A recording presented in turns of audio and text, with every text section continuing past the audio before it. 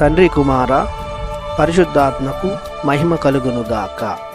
ఈనాటి జీవవాక్యం. రక్షణ కోరువారికి నేను రక్షణను ఇచ్చేదను అని ప్రభువు సెలవిచ్చుచున్నాడు. కీర్తన 12:5. ప్రియ పరిశుద్ధులనైన దేవుని ప్రజలారా, సహోదరి సహోదరులారా, ప్రభు పరిశుద్ధ నామములో మీకు శుభములు కలుగునుగాక.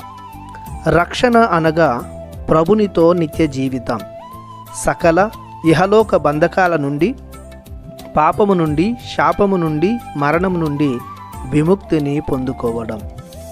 రక్షణ అనేది మానవుడు కలుగజేసేది, లోకం ఉత్పత్తి చేసేది కాదు. దేవుడు ఇచ్చే ఉచితానుగ్రహం, కృపావరం. మరి ఈ రక్షణను పొందుకోవాలంటే మనిషికి అవసరమైనది పశ్చాత్తాపం, హృదయ పరివర్తనం, విశ్వాసం, దైవ ప్రేమ, నిరీక్షణ, పవిత్రత, నిరాడంబర జీవితం, సువార్త విలువలను జీవితపు సూత్రాలుగా అనుసరించి జీవించడం.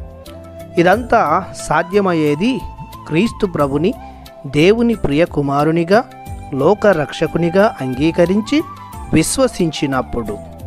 రక్షణ కావాలనుకున్నవారు కేవలం బాప్తిజమం స్వీకరిస్తే సరిపోదు. బాప్తిజమంతో రక్షణ వచ్చినట్లు కాదు, కానీ రక్షణ బాటలో ప్రవేశించి జీవిస్తున్నట్లు. రక్షణ యాత్రను ప్రారంభించిన మనం చివరి వరకు దానిని కొనసాగించినప్పుడే మనం రక్షణ పొందినట్లు. కావున ప్రియ సహోదరులారా, ప్రభువు ఇస్తానన్న రక్షణను కోరుకుంటున్న మనం ముందుగా మనల్ని మనం రిక్తుల్ని చేసుకోవాలి. మన దైనందిన జీవితంలో ఎదురయ్యే సిలువలని ఎత్తుకొని మోయాలి. మరియు క్రీస్తు యందు విశ్వాసం ఉంచి జీవితం చివరి వరకు ఆయనను అనుసరిస్తూ ఆయన పవిత్ర శిష్యులముగా జీవించాలి. అప్పుడు మనం కోరుకున్న దేవుడు ఇస్తానన్న రక్షణ మన సొంతం అవుతుంది. ప్రార్థించుదము.